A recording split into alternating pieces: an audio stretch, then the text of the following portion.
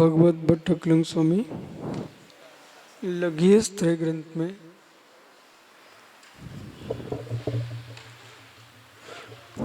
छठवीं परिच्छेद में श्रुत उपयोग प्रवचन प्रवेश में नए की व्याख्या कर रहे हैं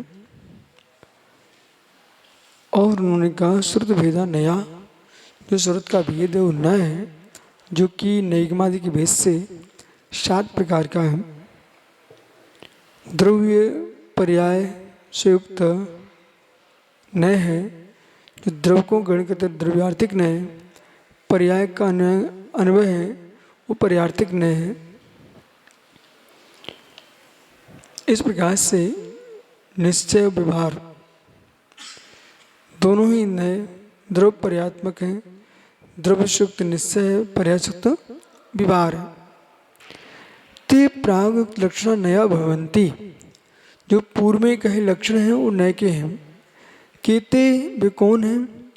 श्रुतस्य सकलादेशस्य अगमस्य भेदा विकल्पा विकलादेशा, जो श्रुतस्य सकलादेशा श्रुत का जो सकल आदेश ग्रहण करता है, अगमस्य भेदा विकल्पा विकलदेशा, जो श्रुत है सकला आदेश अगमस्य, जो श्रुत सकलादेश है उसका भेद, उसके अंदर जो भेद करना वो विकल्प है।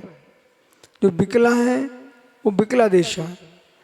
जो श्रुत का सकल है उसमें श्रुत के अंश को जो विकल्प को ग्रहण करता है, श्रुत के जो भेद हैं नय और निगम आदि के भेद से, उनमें जो पूर्वक लक्षण वाले सकलादेश आगम के भेद रूप में है।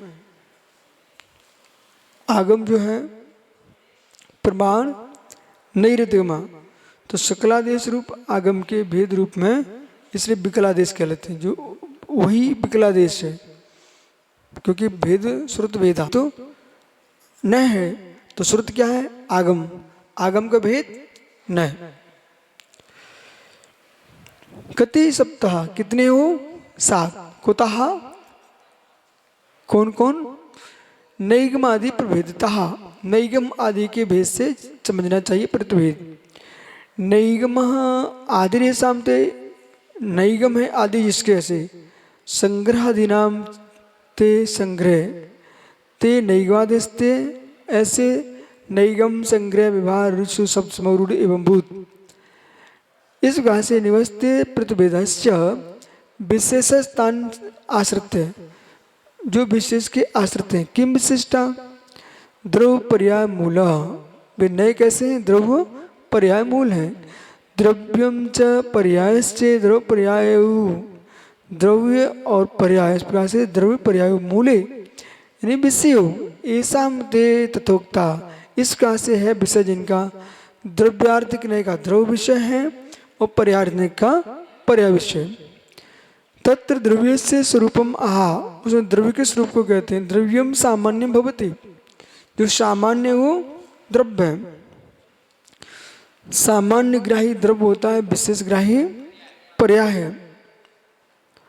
तो सामान्यम द्रव्यम, जो सामान्य रूप से है वो द्रव्य है। किम विशिष्टा? एक अन्वयंगम एकम च अन्वय से एक अन्वय, जो कि एक अन्वयंग है, एक रूप से अन्वय तब अनुगच्छति, उसी को प्राप्त होता है। व्याप्त नोति एक अन्वयंगम, जो एक को व्याप्त करता हो एकान्वंग है। तत्र एकानुगम अर्थ तावत सामान्यम, जो एक के अनुगम अर्थ जिसका वो सामान्य। पूर्वा पर व्यापकम, जो पूर्व पर में व्यापक है। सदृश परिणाम लक्षणा, सदृश परिणाम लक्षण है ऐसा त्रिक सामान्य अनुअंगम, और जो कि त्रिक सामान्य अनुअंग है। त्रिक सामान्य, त्रिक सामान्य किसे कहते हैं?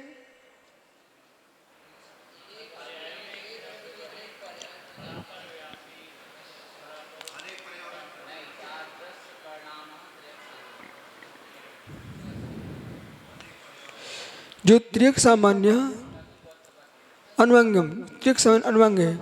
पुनः की विशिष्टा, और कैसा है?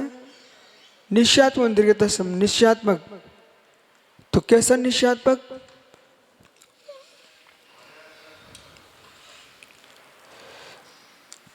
पर्यांतर संक्रोह, जो पर्यांतर में जो संक्रमण कर रहा है यस्मात् तसौ निश्चय पर्याय ऐसा एव आत्मा, ऐसा निश्चय पर्याय वह आत्मा तथोक्तम, उस प्रकार से अभी पुनः अन्य पर्याय विशेष होती। अन्य पर्याय क्या है? विशेष है। किम विशेषता? व्यतिरेक पृथक्त्वंगा, वे कैसी है? प्रत्वांग है। और द्रव्य कैसा है? अन्वयांग है। व्यतिरेक पृथकम गच्छन्ति तदात्मेन प्रणमति तथोक्ता।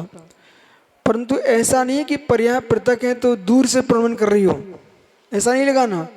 पर्याय भले पृथक होती रहती हैं लेकिन तादात्म्य रूप से प्रणमन करती हैं। द्रव्य से बाहर होकर पर्याय नहीं चलती है। तथोक्तम तत्व व्यतिरेका एकस्मिन् द्रव्ये क्रम भावना पर्याया। देखो ज्ञानियों, बद्ध कुमार जी, यहाँ कहीं नहीं लिखा क्रमबद्ध। जिनागम में कहीं भी क्रमबद्ध शब्द का प्रयोग है ही नहीं, कोई भी आचार्य ने प्रयोग नहीं किया। ये स्वकीय बुद्धि से उत्पन्न हुआ शब्द है। जैसे कि मिथ्यात् को अकिंचित कर, कोई आगम में नहीं लिखा, ये स्वयं की बुद्धि का प्रयोग है। ठीक है ना? तो जो स्वयं की बुद्धि के प्रयोग हैं वे प्रयोग स्वीकार नहीं किए जा सकते। जो आगम के शब्द हैं उन्हें हम प्रयोग कर पाएंगे। न मिथ्यात् के लिए अकिंचित कर लिखा कहीं आगम में, न पर्याय के लिए क्रमबद्ध लिखा आगम में। अभी आपको विस्तार से समझाएंगे कभी, ठीक है? आज प्रश्न आप नोट कर लो। क्रमवर्ती, क्रम नियत, क्रम भावी, एकादवाची शब्द नहीं है। क्रमबद्ध में और क्रमवर्ती में, क्रम नियत में, क्रम भावी में बहुत अंतर है। सुन रहे? देखो, तुमको शब्द का ज्ञान नहीं है इसलिए ऐसा मानते रहे अभी तक, लेकिन हम आपसे बात करते, कल प्रश्न करना। ऐसा नहीं है जैसा आप समझ रहे हो, क्योंकि आपको ऐसा समझा के रखा। कितने सारे विषय शास्त्र जी ने छेड़े कि नहीं छेड़े, लेकिन बाद में जब अपन और गहरे में गए तो अंतर दिखा कि नहीं दिखा। ऐसे क्रमबद्ध क्रमवर्ती, क्रमबद्ध क्रमवर्ती में बहुत अंतर है, नियति में बहुत अंतर है। हमारे यहाँ सम्यक नीति को स्वीकार किया गया है, मिथ्या नीति को स्वीकार नहीं किया गया। नियतिवादी मिथ्यात् हैं। गोम्बट सात जीव खंड में 336 आपको भेद देखना चाहिए। किसके? 363 मिथ्यात् के, 363 मिथ्यात् के भेद हैं। उनमें गोमट सार कर्म कांड में सारे वेदों की व्याख्या की है। 2 गाथाएं दी हुई है, क्रियावादी, अक्रियावादी, नियतिवादी और विनयवादी, ये सारे भेद दिए हैं।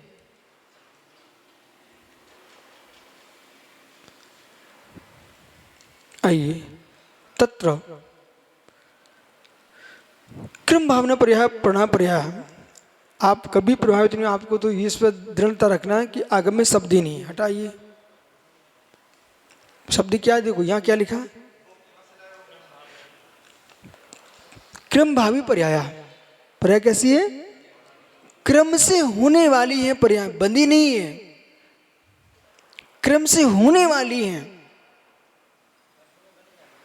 बंधी नहीं है, क्रम से हो रही है, एक दूसरे से बंधी नहीं है, हो रही है, क्रम से हो रही है। स्वतंत्रता, जब तुम यूं कहते हो स्वतंत्रता कर्ता, तो कर्ता स्वतंत्र है, अणु स्वाधीन है, हम पर्याय किसको बांध के रखेंगे? न केवली के ज्ञान से बंधी है, न किसी बंधी हुई, तो अपने स्वतंत्र रूप में प्रणमन कर रही है। और जब केवल ज्ञानी नहीं हुए थे तब तक पर्याय खुली थी, और केवल ज्ञानी हो तो बंध गई। मैं विस्तार से बात करूंगा आपसे, ठीक है? बड़े बड़े वैज्ञानिक तरीके से बात करना।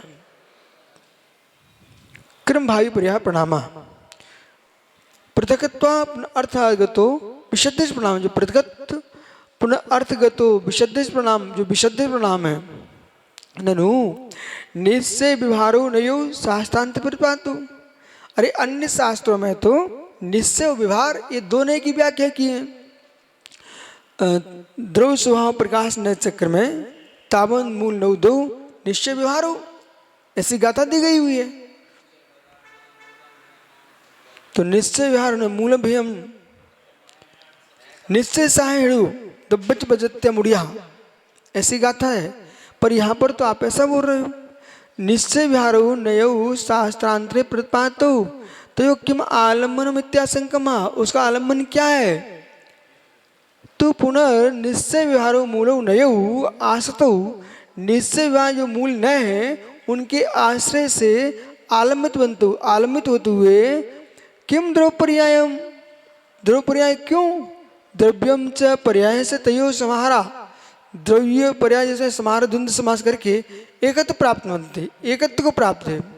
द्रव्यम आश्रितो हो द्रवाश्रितो निश्चयनो, देखो भाई कोई गलत कथन नहीं कर रहे हैं, यहाँ पर वही कथन चल रहा है। जो द्रव्य के आश्रित है वही निश्चय न है, वही द्रव्यार्थिक न है इत्यर्था, ऐसा समझना चाहिए, ठीक है।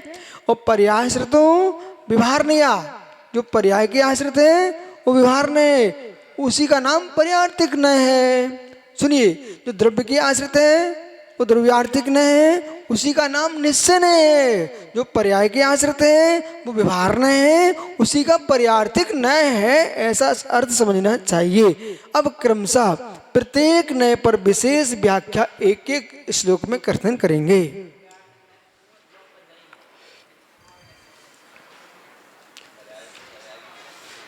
अपने अपने द्रव्य का आश्रित लेता है बस।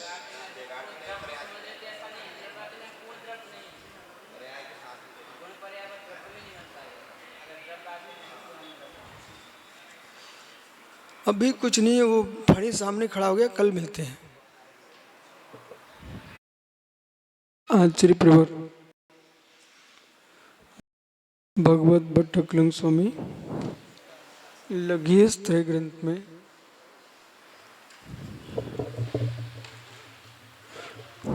छठवें परिच्छेद में श्रुत उपयोग प्रवचन प्रवेश में नई की व्याख्या कर रहे हैं। और उन्होंने कहा श्रुत भेदा नया